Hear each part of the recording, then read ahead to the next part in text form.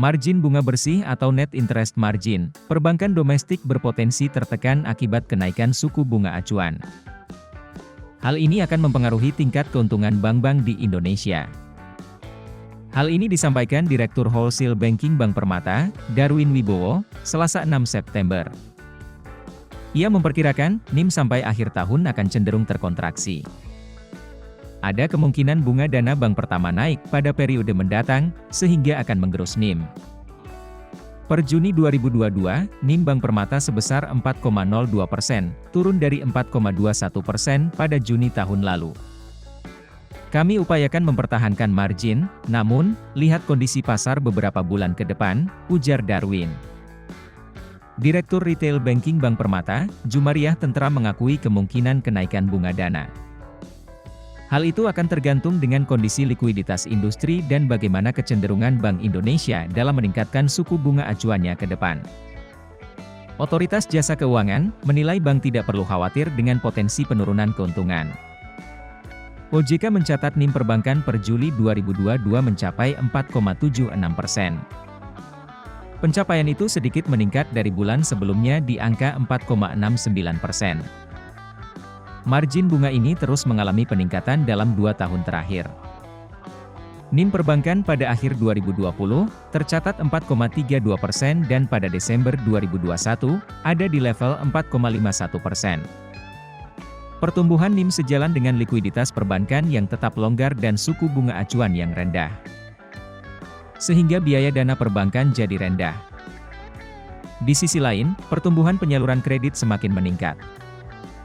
Oleh karena itu, potensi penurunan margin perbankan tidak perlu dikhawatirkan. Hal itu disampaikan Kepala Eksekutif Pengawas Perbankan OJK, Dian Ediana Rai, Selasa 6 September. Bank masih memiliki tingkat keuntungan yang tinggi, kata Dian. Total target laba perbankan tahun 2022 sesuai rencana bisnis bank, yang dilaporkan ke OJK, yakni mencapai Rp162 triliun. Adapun realisasi hingga Juli 2022, sudah menembus Rp117,2 triliun atau 72,3% dari target. Potensi laba perbankan seharusnya masih bisa lebih tinggi. Hal itu disampaikan Deputi Komisioner Pengawas Perbankan 3 OJK, Slamet Edi Purnomo. Namun, bank harus memitigasi risiko pemburukan aset di tengah tantangan ekonomi dengan membentuk pencadangan.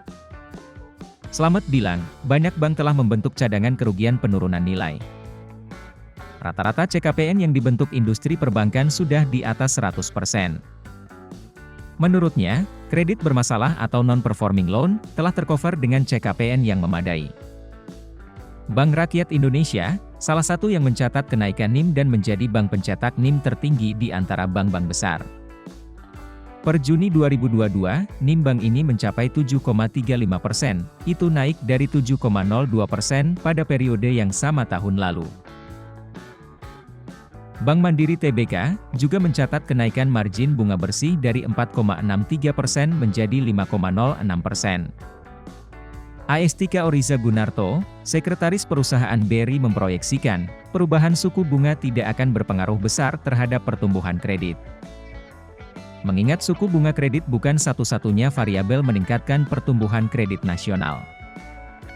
BRI tetap optimistis mampu menumbuhkan kredit di kisaran 9% hingga 11% year-on-year, hingga akhir tahun 2022.